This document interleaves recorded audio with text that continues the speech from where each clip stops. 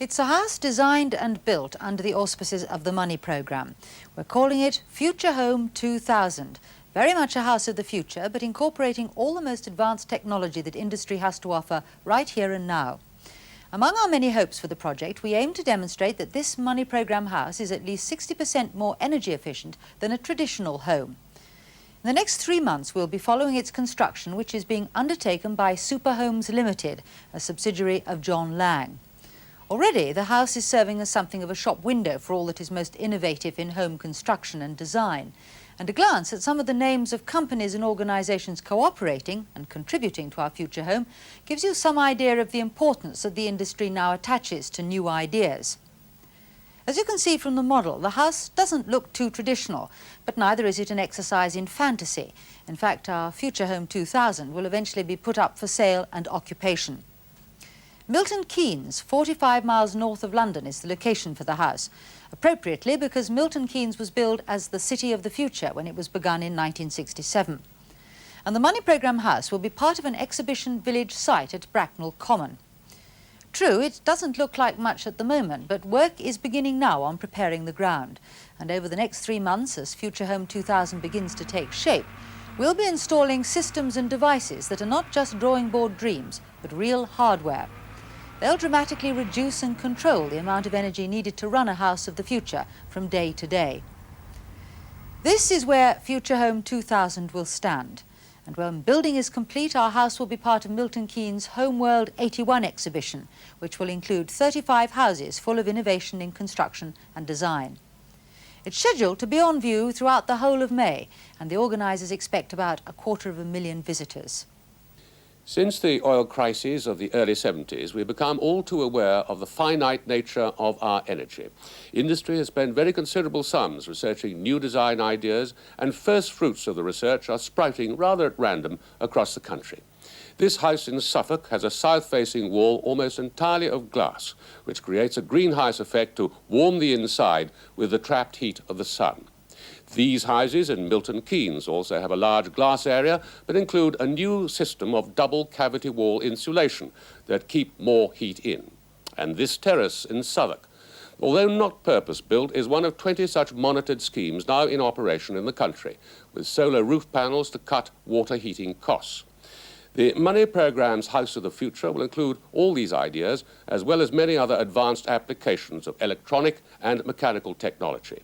A new breed of architect has already emerged to apply these new concepts, and among the leaders in the field is energy-conscious design, who've already completed a number of projects here in Britain, as well as carrying out research for the government and the EEC into low-energy construction.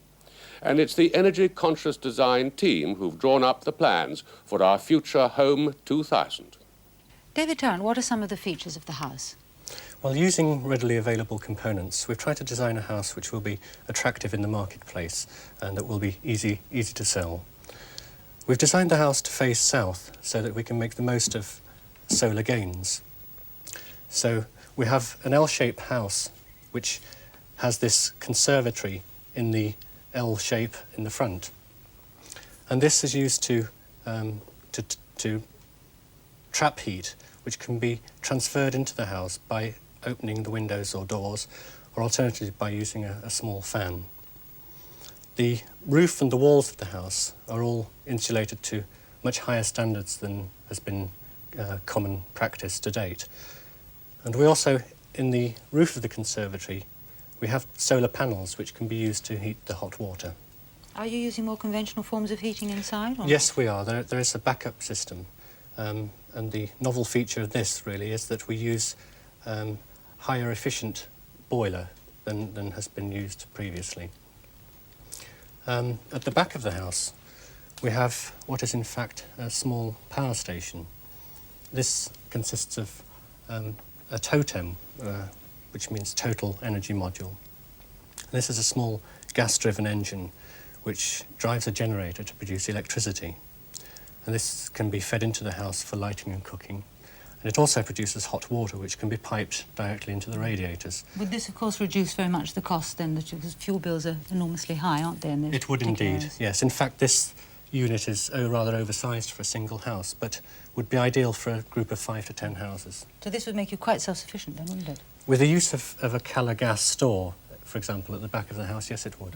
Any other more advanced forms of technology inside the house? Yes, we're including a home information centre, which is a home computer, which can be used to take care of all the paperwork, for example, in the house. And we're also hoping to include some low-energy household appliances, for example, fridges, cookers, freezers, for example. David Tarrant, thank you very much. Thank you. Perhaps the most important spur to the building industry to reappraise their construction method is their own rapidly rising costs. Raw materials are obviously one area of concern, but the wages bill is the other major factor. An indication of how their costs have increased can be shown by this comparison, which demonstrates how over the last decade the rise in building costs has consistently outstripped the retail price index. The obvious solution is a faster way of building with cheaper materials. In house building, the revolution has been underway for some time. Systemized building with mass-produced components is the option most builders have gone for, and very much in the vanguard is the company that will build the money program house, Superhomes Limited, a subsidiary of John Lang. All the major structural components arrive at site on a lorry. By the end of day one, the main structure is complete with roof, walls and doors. The secret is the timber frame that has replaced the traditional internal brick or block skin. The second delivery to the site is a container packed according to a computer program, so that the remaining components emerge in the order in which they're needed. Under the Superhomes discipline, it's possible to complete a house in 21 days with just 4 men. And that makes the development cost on average as much as 10% less than a comparable house built by traditional methods. David Holliday, you've got to build this house, complete it by March 21st. You haven't even got in the foundations. Are you going to make it in time? Yes, we are. We start next week, in fact, on the foundations and the oversight slab. Early in February, we deliver the first lorry with a timber frame structure on it. So we will have a watertight and secure shell by the first week in February. Our load 2 then arrives with the internal fixtures and fittings. All right, the secret of the thing is to mostly in prefabricating this stuff undercover somewhere else. But what about the weather? Here we've got some nasty months ahead of you. I mean, there could be a lot of mud around. What about problems of putting in the concrete foundations? Could that be a snag? It could well be. Until we've got the oversight slab in, we are exposed to the elements. Once that is in, within a day we have our structure watertight. So we're then sealed from the weather and can continue on our program. Now, there's quite a lot of new technology in this house. Does that give you, as a builder, many problems? We hope not. Our designers are working very hard and making sure all the individual components fit in once we get to site. Does this mean, therefore, that things like the solar system and so on are put in by specialists rather than your own people? Yes. Subcontracted all? Yes, the solar system and the totem are put in by specialists in this instance. That is outside our normal package. Well, David, on behalf of the Money Programme, let us wish you all the greatest of luck for March the 21st. Thank you. Thank you. Well, as David Holliday said, the foundations of the Money Programme house go down this next week and will be returning to Futurehome 2000 in early February. In the course of the next 4 months, we'll be examining the wider commercial applications of the technology that we'll be putting in place for both domestic and industrial use. And on May the 1st, with the opening of the Homeworld 81 exhibition, our future home will be open for all to see. As you may remember, the most important claim we make for our future home is that it will save at least 60% of fuel bills, and it'll even be possible to disconnect our house from the national grid. But most important of all, Futurehome 2000 is intended to be a comfortable and practical house of the future. When we were allocated our site in the exhibition last November, it looked like this. Indeed, just 6 days ago, there was just a concrete slab there. But last Tuesday, all that changed in a quite remarkable way. Val Singleton was there. 2 trailers carrying all the materials needed for the first phase of the building of Futurehome 2000 pick their way through a muddy building site in Milton, Keynes. For the architects and the people who have designed our energy-saving house, this represents hours of creative work. But to the builder, these prefabricated timber panels are known simply as drop 1. Our site, a flat slab of concrete, will see next day exactly what the building industry can offer today in cost-effective construction. At dawn, as the Homeworld site begins work, you realise what cold and inhospitable places building sites are in midwinter. It's 8 o'clock and it's only just light, but already one of these trailers has been unloaded and work has started. They're hammering away in the background, beginning to put up the lower floor walls. By the end of today, the major construction of the house will be completed. All the walls will be finished, and the only thing left to put on will be the roof.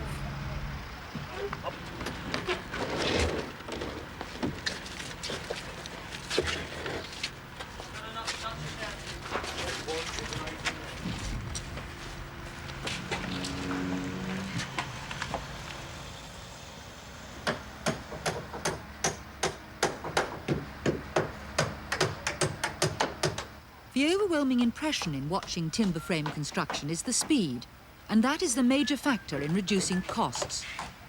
The external and internal partition walls have all been engineered to slot precisely into position. With half the ground floor already up, the day's work begins on a traditional brick house just across the road. They're laying the final course of bricks which will support the roof gables. David, it's 8:30. They've been at it now for half an hour. How do you think it's going? It's going very well, actually. We've got 2 teams of 3 men each building one of the 2 blocks, because we're treating it as 2 separate houses. So far, we've put up about 30 panels. There's about another 15 to go for the ground floor, and then we should start on the floor panels. The thing that surprised me was the scaffolding. Do you normally use scaffolding with timber frame houses? No, we don't normally put scaffolding up at this stage. We want the brickwork and the roof tiles to follow straight on so that we have a continuous program. As the last panel goes up, we hit a snag. It doesn't quite fit. But it's soon put right and work continues. FP12. David, just under 2 hours since they started constructing the house. Are they on schedule? Yes, we're still on schedule. The floor's going on now, as you can see. We're using floor panels instead of joisting and pliers as traditional. So as opposed to a day and a half to put the floor on, it is take about an hour. The timber frame technique is just the shot in the arm that developers need if they're to stay in business. With public sector house building at a virtual standstill, their problems have been made much worse during the recession. Following the post-war boom in housing, the industry nearly came unstuck at the end of the high-rise tower block era. With labour costs soaring, the private sector was then badly affected. Speedy timber frame construction looks like being the answer. 4-bedroom house, excluding land, would cost about £35,000. Building it this way, you are reducing your construction time from about 26 weeks down to under 8. And that means in financing costs alone, you're saving about £1,500. The role of the builder or developer, as you call him, actually must have changed quite considerably then in the last few years. It is, and it's continuing to change. A lot of developers now are erecting show courts, which are open to the public. Once they have sold a house, they then start building above oversight. So you're able to gear your completion of the house a lot closer to the completion of the legal conveyance. This obviously means that you have a far better cash flow in your business than would be the case with traditional housing. Whatever you might say about them, David, they're still prefabricated houses, and prefabricated houses do have rather a stigma about them. Do you think you're ever going to get over that in people's minds? Well, the prefabricated houses built straight after the war, of course, many are still standing, and they only had a life of 10 years. But the prefabrication actually means they're properly engineered and designed, so they are going to last for a minimum of 60 years, which is their designed life. Most developers subcontract the frame building to timber engineers. By designing houses from standardized panel sizes, the greatest number of different styles can be achieved at the minimum of cost. Our Futurehome 2000 started life as a list of cutting instructions similar to a semi-detached, saving hours of work on site. So efficient is this system that a team of 4 men can manufacture all the components for 25 houses in just 1 week. The Canadians and the Russians are the biggest suppliers of timber, and competition is fierce. Total reliance on wood could make this type of construction vulnerable, but the industry is confident that with the Canadians planting 5 trees for every 1 they cut down, there will never be a shortage. the possibilities for timber frame construction seem limitless. The future offers a system called volumetric housing, where the entire upper floor, complete with bathroom and internal decor, is built at the factory and can be erected in just 20 minutes. But back at Milton Keynes, it's 11:15, and the first floor wall panels start to take shape.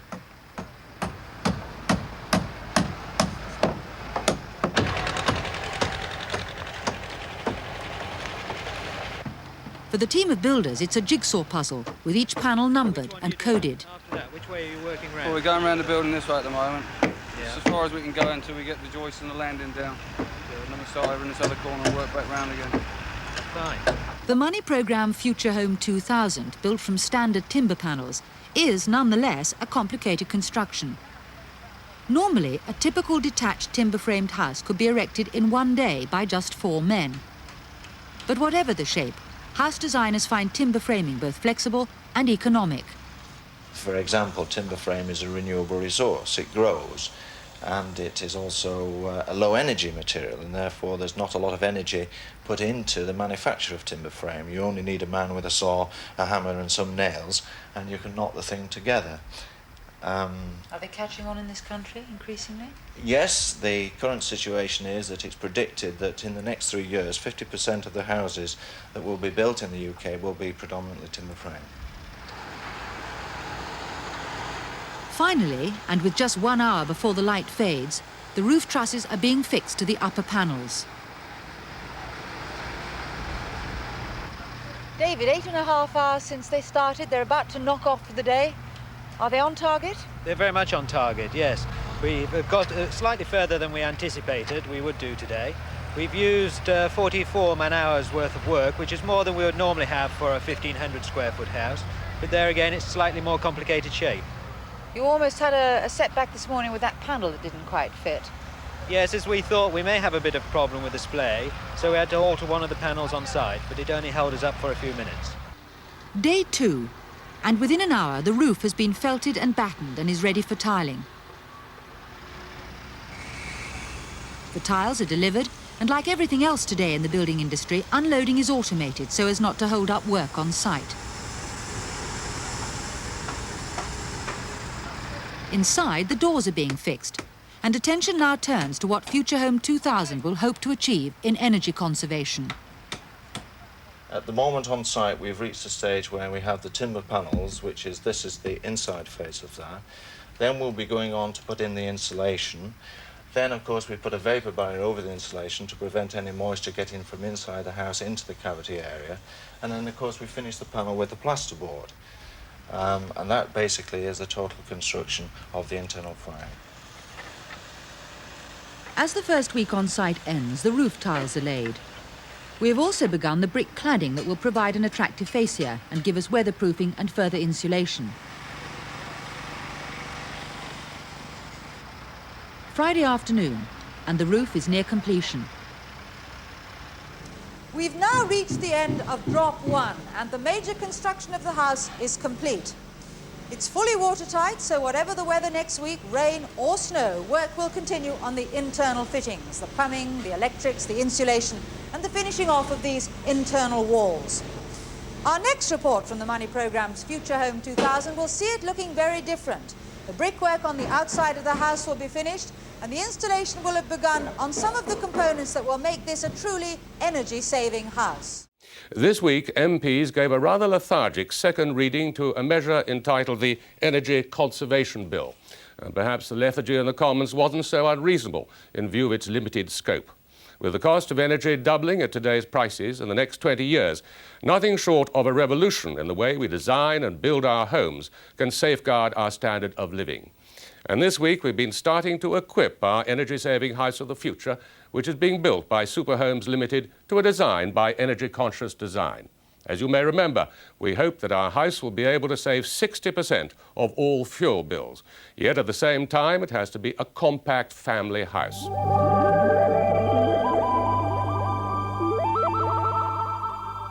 All the 20 developers working on the Homeworld site have just 1 month to complete their houses before a vast landscaping operation begins in preparation for the opening of the exhibition on May the 1st. When we last saw the money programme Futurehome 2000, it looked like this, just 5 days after work began. The developers had reached the end of what they called Drop 1. On the Monday following our last report, they began the second phase, which together with the help of a computer, they called Drop 2. From over 40 different drawings which were needed to plan the internal work on the house, a complete list of materials was fed into the computer. Now that they're required, the computer prints out a picking list, but not just in any random order. A container at Milton Keynes is loaded in precisely the same order as on the computer's list, so that the materials needed last are loaded first. Everything is included, from the soil pipe and the right screws to fit it, to the number of electrical sockets and the right amount of wiring to form the ring main. When the lorry arrives on site, what's wanted first is at hand as soon as the doors are opened. And when the container is emptied, it becomes the site hut. And with just 3 weeks to go, the exterior of the house is almost complete. The glasswork and the solar panels are almost finished in the conservatory, which is not only a distinctive design feature of Futurehome 2000, but also is its most important energy-saving contribution. Just this one simple structure can provide 20% of the heating demands to the entire house.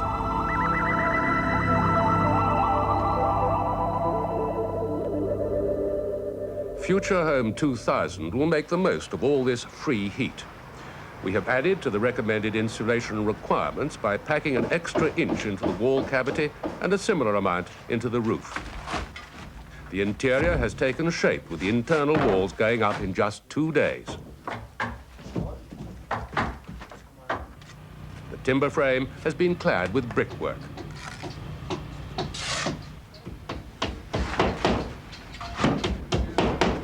You know that board with all the pipe work on?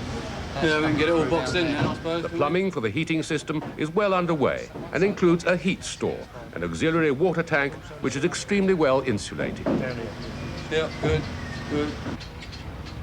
The glass roof on the conservatory will also be fitted with solar panels, which will preheat the hot water system to supply us with about 1/3 of our needs. This side of solar technology is now gaining credibility. I think the whole trade has moved from a rather simple cowboy operation with rather badly engineered panels up to more sophisticated quality of panels, simpler systems, and being produced by large manufacturers now rather than small outfits. How cost effective are they? If you're comparing them against electricity, you should, with the very simple systems like we've got here, to be able to get your money back within 10 years. Against gas at the moment, probably about 20 years, but as gas prices rise, one should get one's payback in shorter time than that.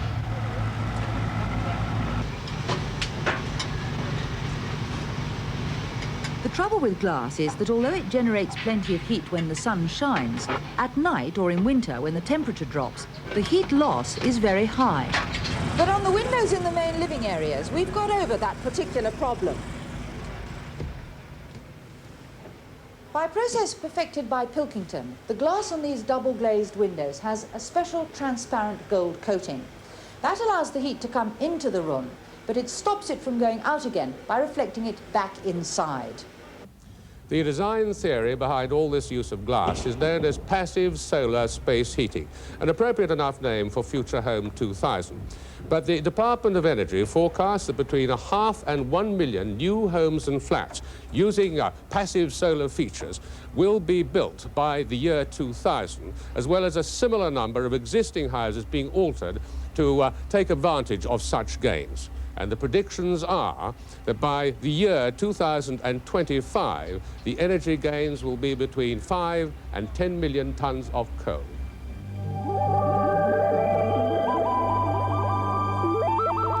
Even though they too are unfinished, in other homeworld low-energy houses, glass is still the predominant design feature. We will all be assessing new energy-saving technology, but the secret of cost-effectiveness for all systems starts with glass. For financial reasons, it seems that Britain is reluctant to leap into the glass age. And though the Home World exhibition will be reflecting what is happening to future house design, we're a long way behind other European countries when it comes to building. In France, for example, 2,000 houses using passive solar gains will be built over the next 3 years. We are still at the experimental stage, though there are some encouraging signs of progress.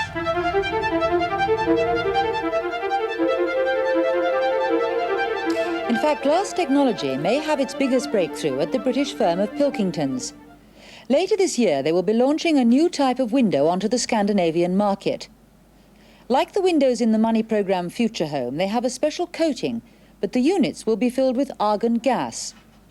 Research has shown that over the normal heating season of September to May, these new units will actually produce more heat than they lose. In effect, for the first time, a window will become a radiator. This could revolutionise window design and put an even greater emphasis on glass. And if you think that the cost of all this puts it very much in the future, just consider what it costs already not to move towards this new technology. In a normal house, the size of the central heating bill mainly reflects the enormous heat losses. The windows, for example, account for 26% heat loss. An ill-fitting door or an assortment of drafty gaps in the house will take away 34%.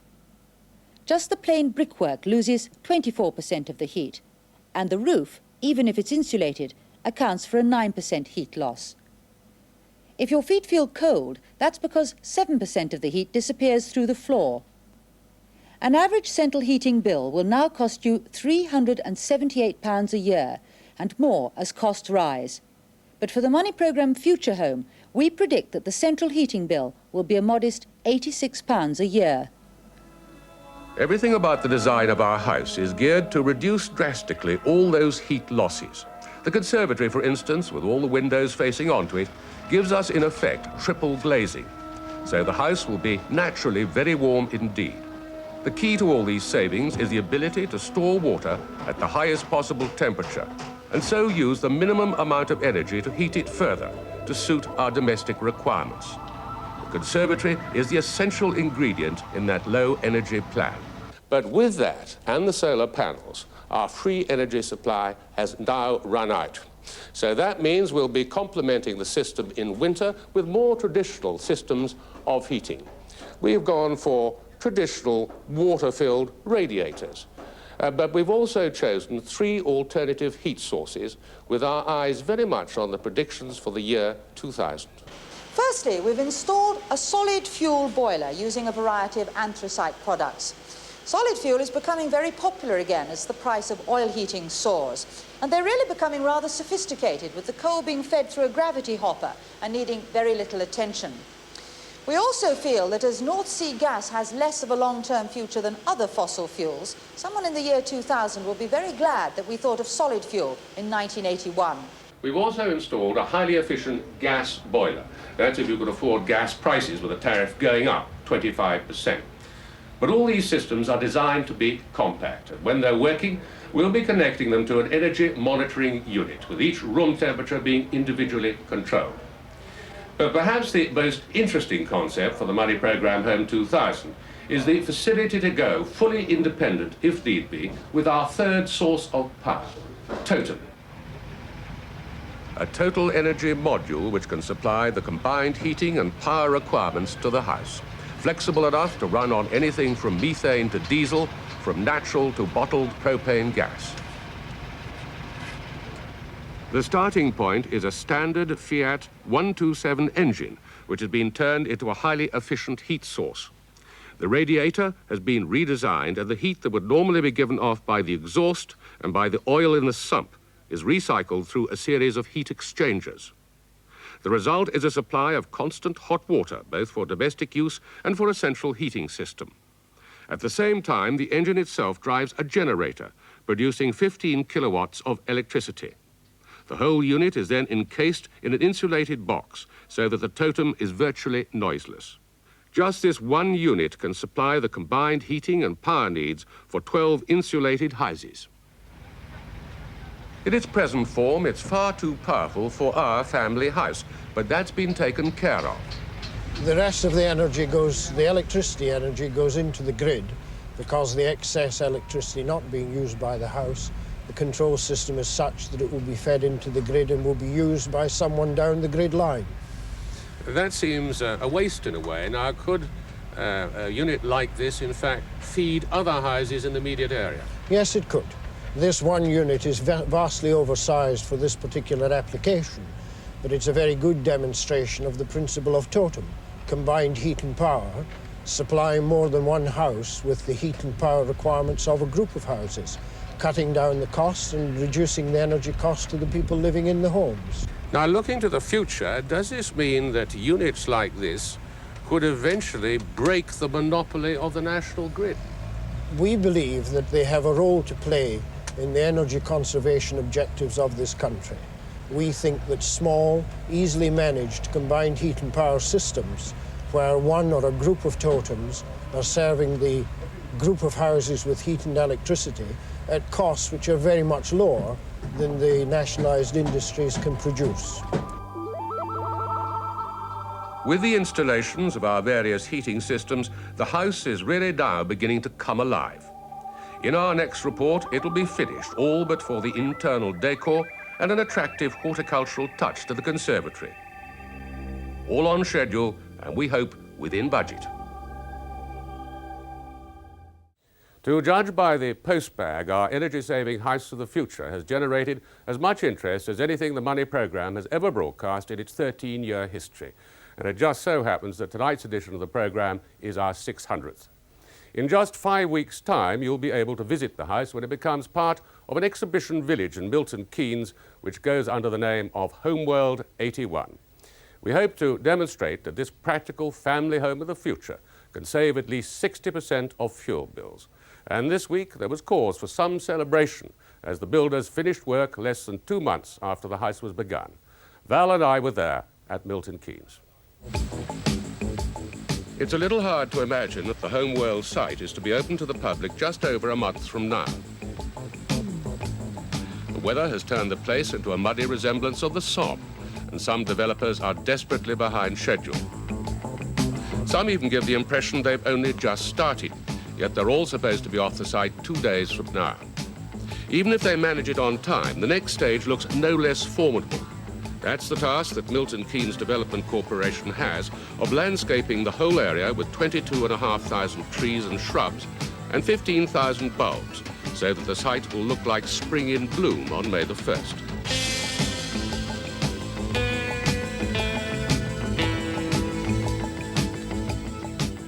At the Money programme Futurehome 2000, it looks as though we will meet our completion date. Apart from a few minor hold-ups, work has progressed, and the developers will be ready to leave site just 7.5 weeks after they laid the foundations. Now it's a question of tidying up and making good. In those 7 weeks, we've seen a larger than average family house, created from 2 standard home units. Normally, each unit would have been a small house in itself. What the developers have done is to lock the 2 together into an L shape, thus creating the space for the conservatory with its solar panels. Inside, it's beginning to look and feel more like a real home. One of the heating systems is already switched on, and we're beginning to feel the benefits of the high insulation. As we said in our earlier reports, the special design of the conservatory, as well as giving us heat from the sun, also provides triple glazing for the living area. And that heat is trapped inside by the reflective coating on the special double-glazed window units, and also by the extra thickness of the insulation in the walls. Even our doors are foam-filled. They're made of steel, and round the outside there's a magnetic strip to provide a seal when the doors close. It's rather like a fridge door. The gas boiler is undergoing its first trial, and the control settings are being programmed. Over the next few weeks, its efficiency will be monitored along with our 3 alternative systems: solid fuel, solar heating, and our total energy module, Totem. The kitchen is a great energy consumer, of course, but in most cases we've gone for very efficient appliances. We've chosen gas cookers because even with the present price increases, gas still works out very reasonably at less than 1 pence per kilowatt hour. We even have low-energy light bulbs. Every room in the house will have one of these. They're manufactured by Thorn, and they're called a 2D, and they only use 1/4 of the electricity used by a normal light bulb, and they're supposed to last twice as long. There's no filament on them, and the lighting comes from a gas discharge lighting a fluorescent coating, and they don't get nearly as hot as an ordinary light bulb, which means you could change them quite easily without burning your fingers. But whatever energy we do use, we'll be able to see the units ticking away, because in the kitchen we've got an energy monitor and an energy control system. So, with an infinite number of permutations for keeping the house warm in the year 2000, the machine inevitably takes over.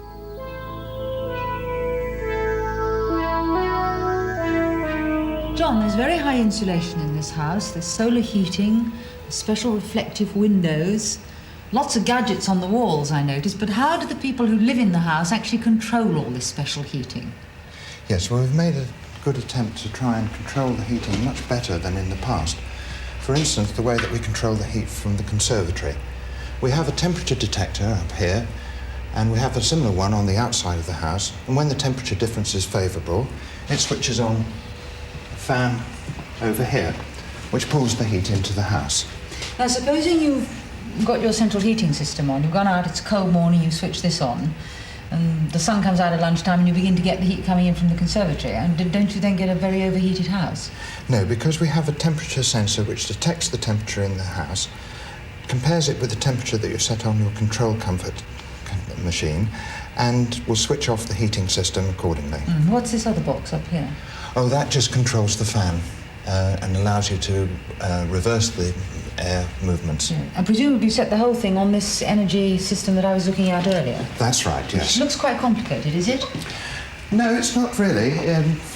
You need a little time, like anything new, to learn these things. But here you can control your comfort requirements. You have up to 4 different programs, which each one allows you to control the temperature and the time that you want the heating. When you say 4 different programs, do you mean different areas of the house for those programs? Yes, upstairs, downstairs, and at different times of the day. And up here we have the nasty part of it, which is tells you how much heat you're actually using. You can set on here the temperature and find out the amount of energy that you've used yesterday, today, last month, and compare them. And if the message is nasty, then you can alter your comfort standards here to decide, how to reduce your energy. Now, it's only going to need quite a course in how to operate all this. No, I don't think so. I think it'd take you probably about 20 minutes to grasp the basic part of it, and then after that you'll be all right. Clearly, whoever lives in the money programme Futurehome 2000 will have to adapt to a different lifestyle. But living with the new technology and design will mean that there will be plenty of reminders to be aware of energy conservation. But the most intensively monitored development in living with future designs and the technology that goes with them is in this cul-de-sac, which is also here in Milton Keynes. The residents here are using solar energy in a variety of ways, so it's hardly surprising that this little estate is called Solar Court.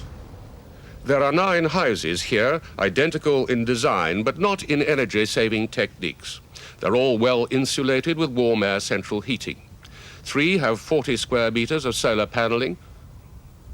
3 have 18 square meters of solar panels on the lower roof, and 3 are standard without any form of solar heating. But all the residents are, in a sense, in intensive care. Every move they make inside their houses, opening a door, closing a window, is monitored by sensors. So is their energy consumption. All the information is fed to a monitoring station next door, which also records weather conditions and daily temperatures. But what exactly are they hoping to achieve? We hope to arrive at a design of a house which will cover most eventualities. You can't cover everyone, but at least we will be able to know what happens when people are in all day or when they're just in mornings and evenings, and the house design should cover those 2 possibilities. In the end, then, do you think, as a result of your researches, that you might arrive at the perfect, if you like, kind of median design which will suit most people? In theory, yes. In practice, I hope not, because we'll all live in identical rabbit hutches if we do that sort of thing. The translation of theory into practice has happened on the Homeworld site, but of course to different degrees. No one architect or builder thinks alike. You might get hopelessly wet. Sir Maurice Lang, chairman of the giant construction group John Lang, which owns Superhomes, has spent a lifetime in the building industry seeking to develop new materials and techniques.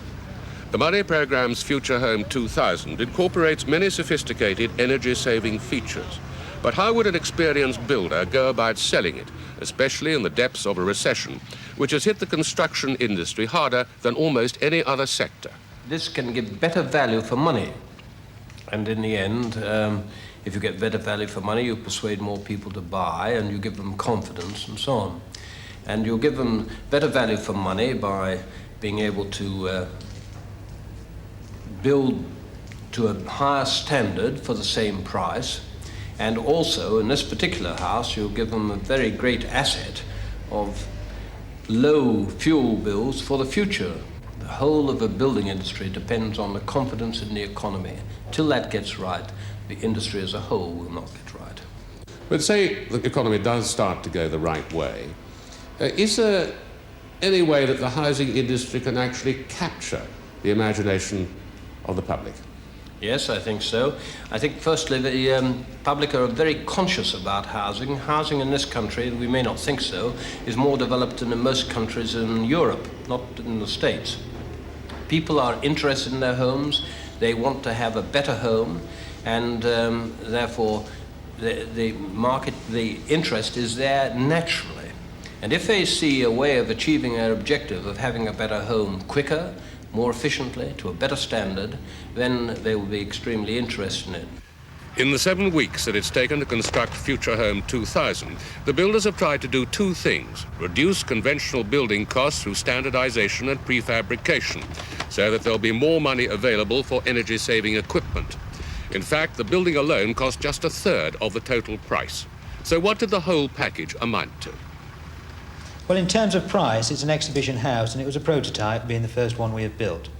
If we break the house down, the costing is such that the two 750 square foot blocks each cost about £7,500, which includes the timber frame and the fixtures and fittings inside.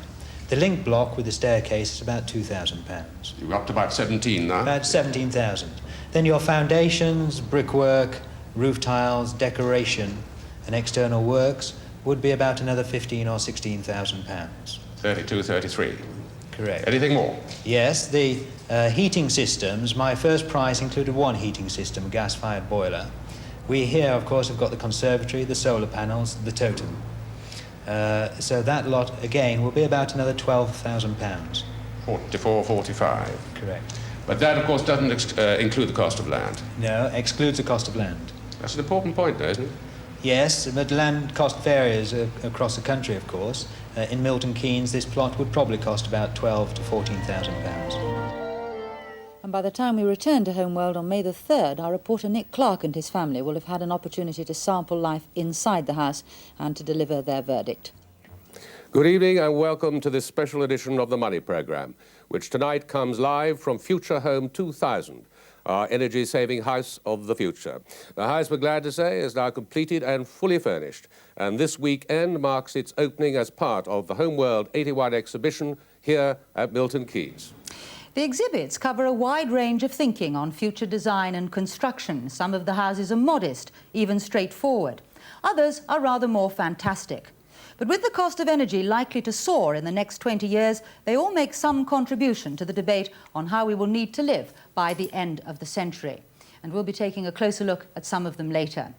With our own Futurehome 2000, we've tried to reconcile the needs of pure energy conservation with those of a pleasant, practical family home.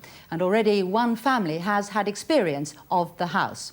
For the last week, our reporter Nick Clark, along with Sue, Alison, Tommy and Peter, have been Futurehome 2000's first occupants. And they'll be giving us their early impressions of what it's like living Futurehome style.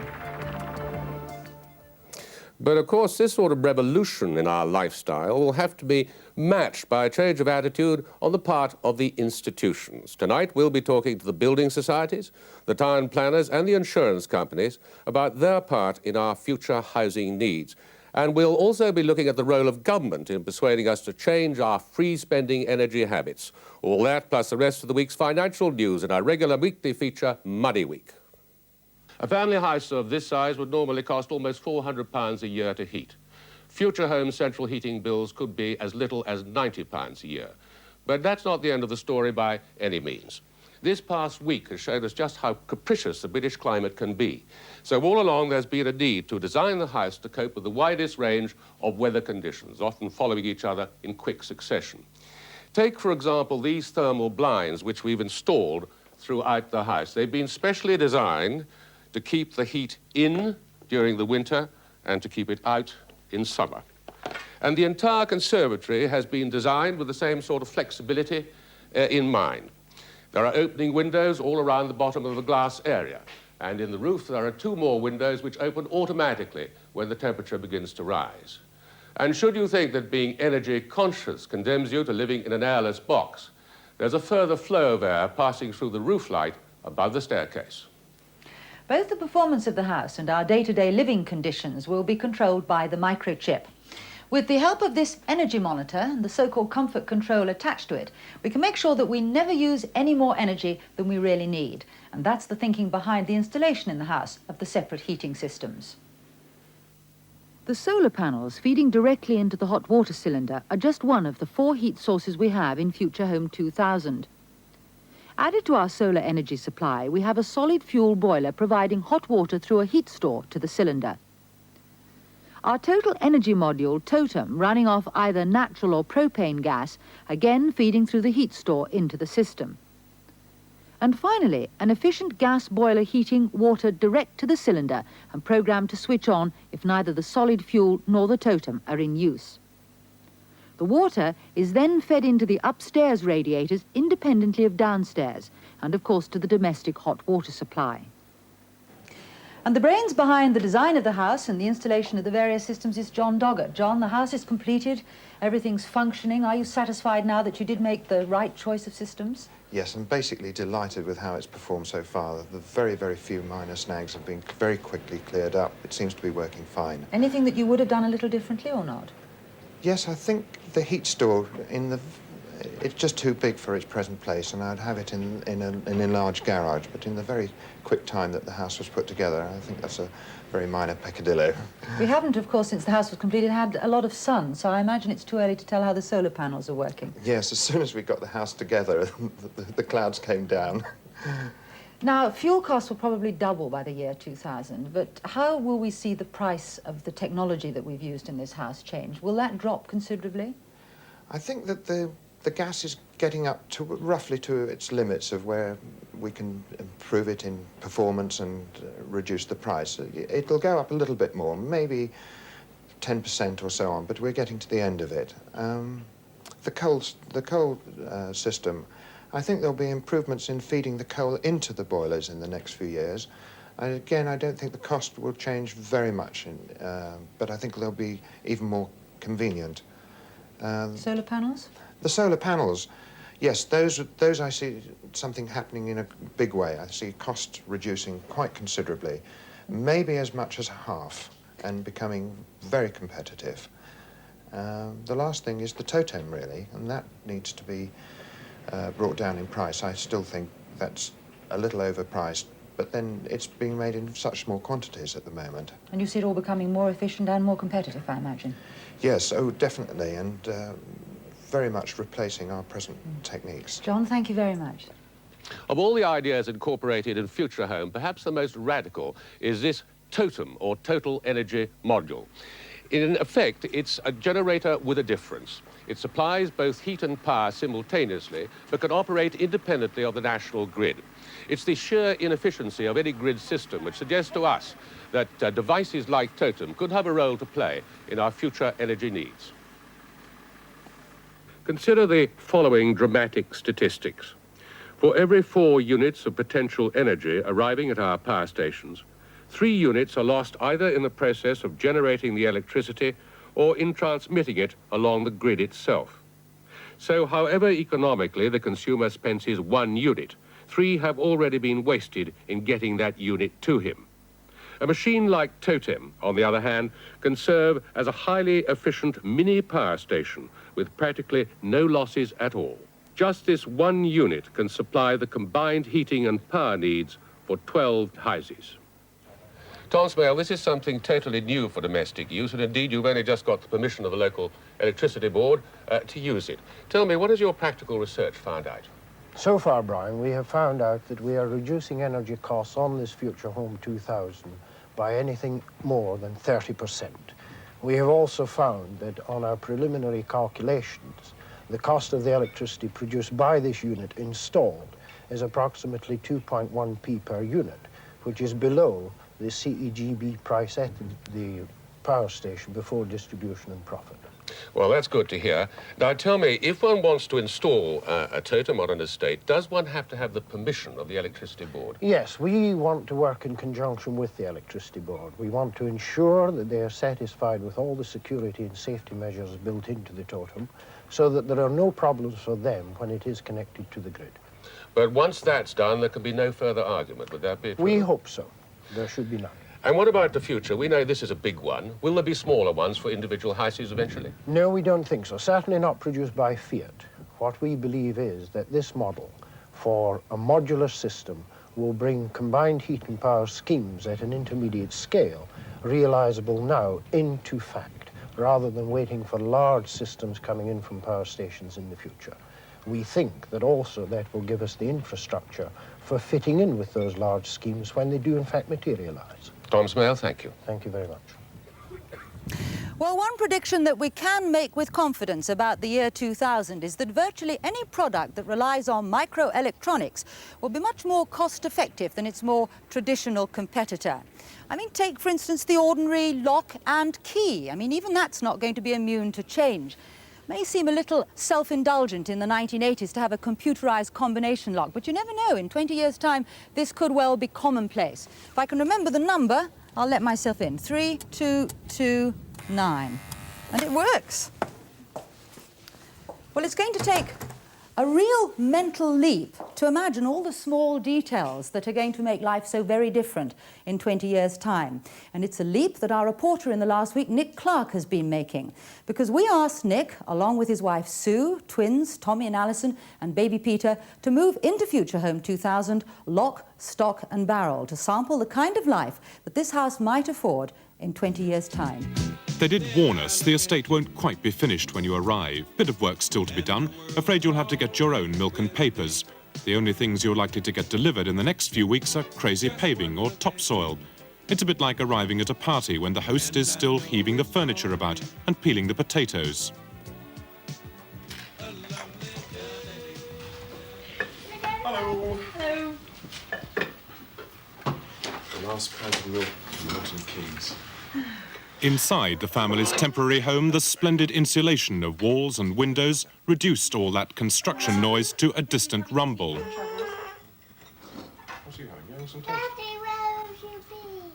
Coming as we did from a large Edwardian terraced house, the early morning temperature too was uniformly comfortable. This despite a rather erratic performance by the sophisticated control system, which was suffering from teething troubles. Having started on gas, we'd been instructed to switch over to a solid fuel boiler, which, when cold, looks somewhat obtrusive in the corner of an elegant room. But once lit, it starts to fulfill the function of an open fire, pumping a kilowatt of heat directly into the room, as well as taking over the general heating system. The only minor doubt was the ghostly noise in the flue in a north wind. However, the complete absence of drafts in that same wind seemed positively miraculous to visitors from your average older property.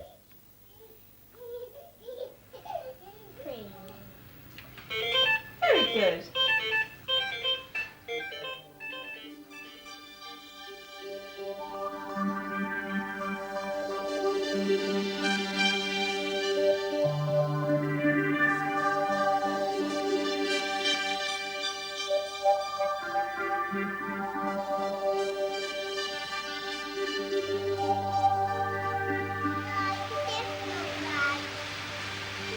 Right, I think we'll try to do something a bit clever now. So we will stop the next time the blue one goes, and then back it in a bit.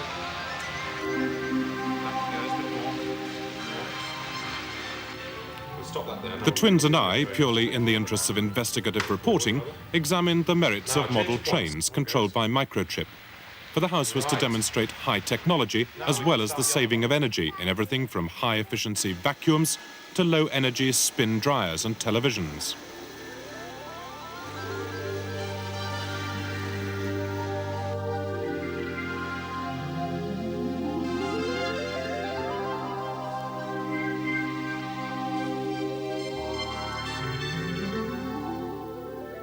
However, the family's researches were not confined to the house itself. We were expected to venture out beyond the homeworld site.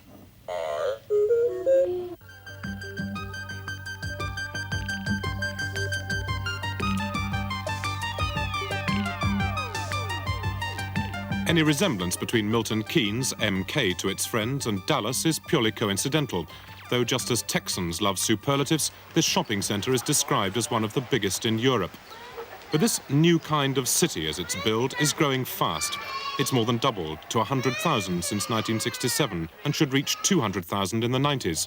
So fast that the community's spirit has a tough time keeping pace with a succession of new factories and new estates.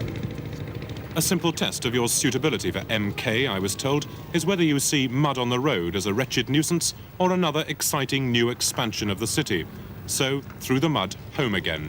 And a strange contrast between the electronic wizardry of the remote door control and the down-to-earth problem of squeezing into one of the narrowest garages I've ever seen.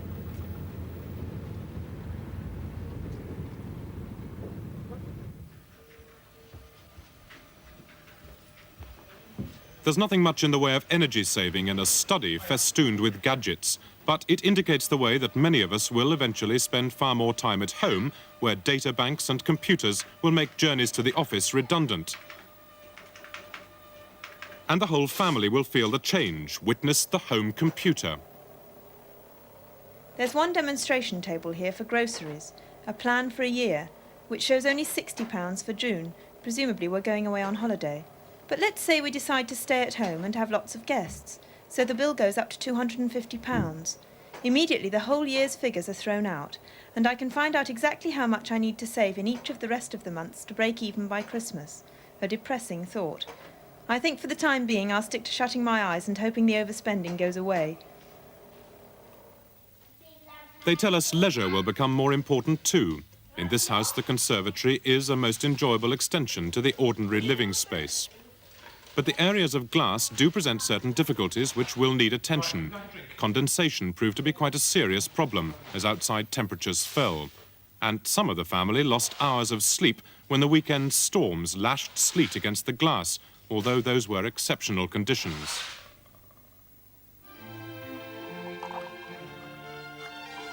Well, they got burned. The fish fingers? Yes. Yeah. But everything looks much quicker than I expected. But I feel really I should have been playing around with microwave ovens and things like that. Cheers. Cheers. We're still at this stage of the evening, we've still got a door open to the conservatory, and I can still get away with shirt sleeves, you know. Expiring cold, it's not bad, is it? And I went outside and it's pretty nasty out there, it's really horrible. On balance, we felt there were a few characteristics of the house that we'd rather leave behind, but many more features of insulation, heating and layout that we'd be very happy to take home with us. The first impressions of Nick Clark and his family on living future home style. Well, of course, it is rather early days, but on the fuel consumption made by the Clark family, we've made these predictions for the annual heating bills. Firstly, solid fuel. By using the boiler for the main heating season of September to May, we estimate we'll be spending £135 on premium anthracite coal. On top of that, of course, there'll be a need to heat our hot water for the summer. For gas, we can estimate our heating bill, including all our water in the summer, will be £113. Finally, totem. Using the cheapest fuel, which will be mains gas, we predict that for our hot water, central heating and all our electricity needs, our bill will be just £180 a year. And all those figures have been reduced by the contribution made by the solar panels. But of course, whatever our predictions are, the final bill could be drastically affected by the varying market price of fuel. Of course, the key to future energy pricing and our energy strategy lies with the nationalised industries and behind them the government. Whitehall first got into the conservation business with the Save It campaign, the brainchild of Tony Benn. This has been modified by the present government to a Make the Most of It campaign, which has perhaps lacked a little in impact. So what sort of lead should the government be giving to house owners and house developers to change their traditional attitudes towards energy conservation?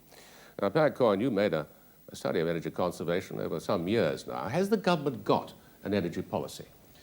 Well, that's a good question. No, I don't think it has an energy policy. It has a series of fuel policies. Essentially what the government says is we will have so many nuclear power stations, so many coal mines, we will allow so many oil and gas fields to be built in the North Sea. But energy isn't just about the amount of energy we supply, it's also about the way we use it, as this house is a very good example. And on the use side, we have virtually no policy at all. There are no programmes, no targets, apart from a few tens of millions of pounds spent, compared with the billions in energy supply. There is very little money in it. Essentially, the only policy that the government has is price. The idea is to stick up the price as far as possible and see what happens. You're saying, therefore, that the consumer is getting a bad deal? Well, I think the consumer is getting a bad deal vis-à-vis energy supply. Billions of pounds are put into building new power stations, constructing new gas mains and things like that. But very little money is being put into the way we use energy, how to conserve energy, make its use more efficient. And in that sense, I think the consumer is getting a bad deal, yes. Briefly then, what should the government do? Well, what I think it should do is to look at the way we use energy and see if it's more cost-effective to spend money in saving energy rather than in producing it. And in many instances, in particular in insulation of houses, I think there's an undeniable case that that's true. And if we need to take money away from energy supply and put it into conservation, then I think it should be prepared to do that. On the institutional side, I think conservation suffers because unlike supply, where you have very powerful institutions like the CGB or the NCB or the oil majors, there is no single institutional body which can speak with a concerted voice for conservation. As a result, I think it tends to go a bit by the board, politically, with government. I saw David Holliday. He's the man who built this house. He's a housing developer, agreeing almost with every word that you said. Now, David, what do you want the government to do for you as a housing developer? The first thing and the most important a housing developer needs, of course, is land. And the government's got to ensure there's adequate land, particularly in urban areas, for house building to go on. The second thing is the planning process and building regulation takes an awful long time to get approval these days. This house, for instance, built in different areas of the country, would have to be built slightly differently. Now, if we can get one house that we can build throughout the country, this will save time and hence money. When you say it would have to be built slightly differently, what do you mean by that? You're changing the whole exterior or what? No, on very minor points, really, but to satisfy each person who looks at the regulations and puts his own interpretation on it. And this takes time and a lot of money satisfying the demands of the various officers. You're putting it back into the court of the planning authorities then? Are you saying that each planning authority has a different idea what a house should look like? Both planning authorities and going through the regulations for each house on how much glass it should have, what the area of the house should be on the land, etc. What about fuel conservation itself? Do you want the government to do anything there to help you? Yes. Private house builders, of course, are already taking the lead. 40% of houses built this year will be built with timber frame, which has basically got a very high thermal resistance. It is about time that the building regulations were lowered to take into account the government's policies. What, made more inferior? No, made superior. Made superior in what Yes. sense? I'm sorry. So that the heat transmission from the inside to the outside of the house is lowered. One other thing, what about the economies of scale? You built just this one house. If you were to build 12 of them, or even 20, would they become much cheaper? Yes, they would. This was built as a future home for the year 2000. As we get nearer to that date, the technology in this house will become progressively cheaper. For instance, the garage is a small garage because the cars are going to be smaller for the year 2000. But basically, the timber technology is there now, and in numbers of 20 will be very economical. David Holliday, thank you very much for talking to me, and Pat Coyne, thank you too. Well, Futurehome 2000 is not the only house in this particular exhibition. Throughout the site, the preoccupation is how to make the best of our finite energy resources, as Val has been trying to do. The Homeworld site, which has a nice feeling of the future about it, is this electric van, which of course could be recharged at night with the surplus electricity from the totem. Although in the next few years the majority of investment will be going towards more efficient petrol engines, the 80s could see electric power making quite a few gains. Lucas Industries have made a whole range of these electric vans. They're aiming at fleet operators with a high proportion of city deliveries to make. And mass production will begin in the next couple of years. They have a range of 70 miles and they give the same performance as a petrol version, only of course at half the cost. As far as this Homeworld estate is concerned, they'd get you around really cheaply and very cleanly. Now, if this were to be run on petrol, the cost would come out at around about 7p a mile. But by using the totem to recharge the batteries, well, that means that the cost dropped to under 2p.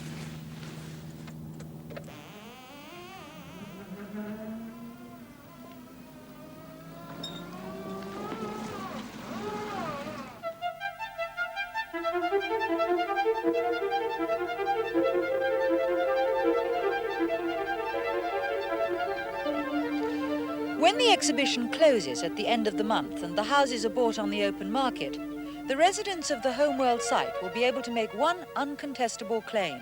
Their estate will be absolutely unique. Given the conformity of much modern design, it's an encouraging sign that the exhibition offers so many different solutions to what are, in effect, common problems. The most purely futuristic house is this pyramid, with the main living area perched at the top. It's certainly fun, but it's very much a one-off. The most incongruous design is certainly this replica Tudor residence, complete with inglenook fireplace. It's of timber frame construction and its technology comes right out of the Tudor manual. Next door, and you take a quantum leap into the glass age. As in Futurehome 2000, considerable solar energy is being generated with a greenhouse effect on the south-facing side. Inside, warm air central heating and a central heat store holds the hot water in special salts until it's required. Canada is represented by this snugly insulated house which arrived in containers from across the Atlantic. As the building industry moves increasingly towards prefabrication, its actual building techniques are becoming more automated as well. This A-frame house was constructed with a single crane raising the 3 uprights into position. However, if you want elegance combined with low energy consumption, then this must be for you. The entire south side is covered with glass and solar collectors to make the most of solar energy. And the price? Around £80,000. The only precedent for an exhibition of this kind was in the early 1900s with a collection of workers' cottages at Letchworth in Hertfordshire. Today, they have a preservation order on them. For Homeworld to have an equivalent impact, it's not just the construction industry which will have to take the cue, but the institutions as well. Well, it's very much an exhibition village, this one. But I wonder what would happen if a developer wanted to build a low-cost energy estate somewhere else in this country. I wonder if he'd be able to do it. Michael Thompson, you're a town planner, could he? Very unlikely that this would be acceptable all over the country. But the brickwork and the reasonable amount of glass, I would think he stood a pretty good chance, unless he was going to a conservation area or a national park or somewhere like that. You say it's doubtful whether this house, for example, would be acceptable all over the country. And you then mentioned conservation areas. But there are other town planners, for example, elsewhere, who don't have these problems, who would be against this sort of house right from the beginning. Having looked at the house, I don't think anyone could be against this house on an academic or any other point of view. I don't believe anyone should be against this house on its own, as it stands here. Well, what really concerns them when they decide to give planning permission for an estate? What sort of things do they look at? Well, they look at the design of the house itself in its particular setting. And that includes the brickwork, which on this house is very good indeed, and the setting and the surrounding houses. For example, it would be silly to build this type of house if next door there was going to be a rather high building which would cut out the sunlight, for example, in daylight. Would they regard this as being a very modern house and therefore in some way not perhaps desirable because it doesn't look that traditional?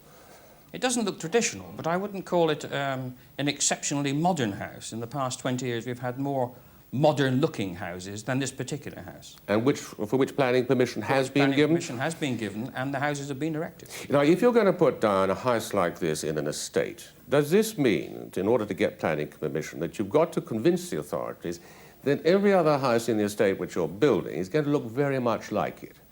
Here, for example, a lot of houses look totally different from everyone else. Yes. No, I don't think that's necessary. I think each house in our own classic phrase is judged on its merits. But clearly, if you're building a house, you may have to, such as this, you may have to alter the layout of the whole of the estate so that every house gets the required amount of daylight and sunlight. Clive Thornton, what's the attitude of the building societies, more particularly your building society, towards this kind of house and giving mortgages for it?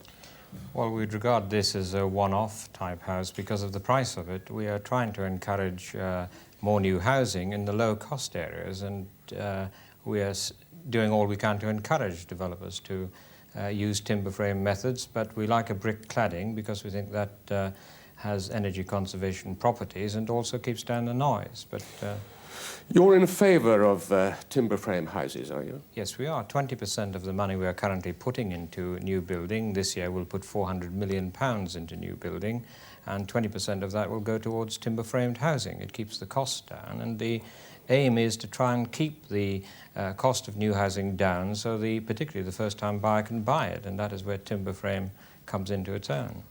You mentioned brick cladding. Now, just Yes. how important is that? Well, it'd be very important at the moment. We like to see, first of all, a brick cladding or traditional exterior, or at least partially it would have to be brick. We like to be sure that there be an NHBC certificate, and we also feel that with timber framed there must be quality control on site, and that is most important. Ronald Buxton, let's now look at the insurance side of this. You have already made the decision, I gather, at Eagle Star to load the insurance premiums on houses like this by as much as 20%. Is that right? No, I don't think that's not true, Brian. No, we are, with these conservative houses that have been designed for energy conservation, obviously the underwriter's view is to try and assess the effect of the design and the materials used, whether that either increases or decreases the likelihood of damage by any of the insured perils that we provide under our standard contracts. Looking at this particular house, clearly the timber framing does worry insurers, generally speaking, because with timber in the outside of the house, it's more combustible than traditional brick. There's a combustible lining in the walls. You've got cellophane in the walls. And with the cavity, we regard this as giving... That could be true of a lot of insulation. It does indeed. But we get a cavity in the walls which will take heat and flames up to the roof. So we do tend to regard timber framing as a higher risk than we would with a conventional brick-built house. But having said that, there are other perils that we insure on a standard household policy. Let's take subsidence, for instance, where we would regard timber framing as an improvement because of their But it's not heavy. It's not heavy, that's correct. Now, looking at the house around us, clearly there's more glass, and perhaps the storm risk might be worse. And having said that, you see, underwriters at the end of the day base their premiums on history. So we will be building up over the years our experience on these types of houses, and each type of house, each construction, Brian, in fact, at the end of the day, earns its own premium. Because underwriters don't just decide, that they gauge, they collect statistics over a long period of time, and that house of this nature, if it does take on in the future, will in fact set its own rate of premium. Let me bring Clive Thornton in here. Does this surprise you, what Ronald Buxton is saying? Because what do your insurers do, for example? Do they load houses like this? Well, we negotiate insurance rates, and I wouldn't accept any loading of a timber-framed house. You wouldn't accept any at all, so the companies would do your insurance, for example, recommended by you. Don't do it. We deal with all the leading companies, and we are there to negotiate the best terms we possibly can for our members, and I wouldn't think the experience so far has been such as to justify any loading. Certainly we, in our negotiations, would not accept that point at the moment. Well, Ronald Buxton, what do you say to that? Well, yes, we do insure timber-framed houses, Brian, at normal terms. Because let's face it, the average individual can look at a house, buy a house, without realising it's timber-framed. They complete their proposal form, and the Eagle Star, along with all other insurers, will offer a policy at the normal rates of premium. But are you saying, as an insurer, that if you knew it was timber frame, well, let's forget about the customer here, because he may not know, that if you knew it was timber frame, then you'd load him? We would be looking for a loading, Brian, whether we would be able to carry it in the marketplace. You know, we're all in business. Insurance is a very competitive market, and it may well be that we may probably insure houses at normal rates of premium. All I'm saying is that from an underwriting point of view, it's a higher risk. Gentlemen, thank you very much indeed. If you've been a regular viewer of this programme, you will remember that we've been following the development of a remarkable new house in Milton Keynes, Futurehome 2000. Its purpose has been to test all those gleams in designers' eyes that are supposed to save energy in the home. For our final visit this spring, I've been looking at how some of the ideas tried out in the house have been developed elsewhere.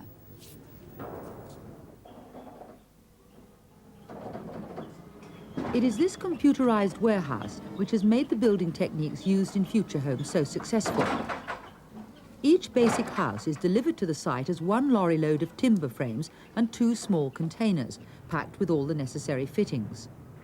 Futurehome was only the 10th house to be built by Langs in this way. By the end of this year, they will have used the system to build over 3,500. The money it saves has been the reason for it doing so well. It saves you money principally because you have the materials and the equipment on site when you need it.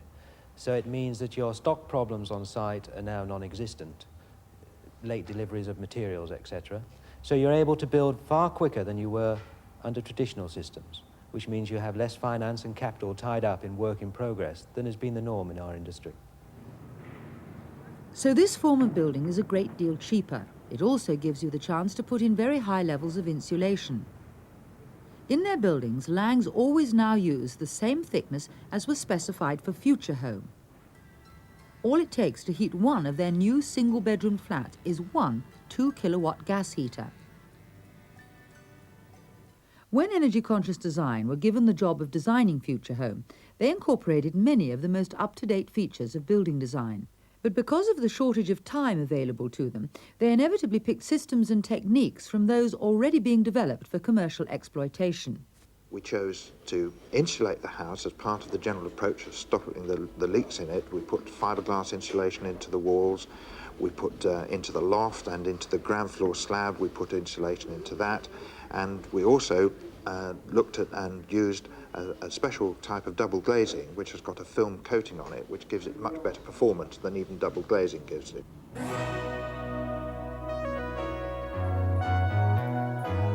This building, the Chiswick Centre, is being completely rebuilt using Kappa float, the special insulating glass used in Futurehome, instead of the old conventional glazing. Kappa float is also cutting something of a swathe into the replacement window market. One of the firms using it have found that it already makes up almost half of their output.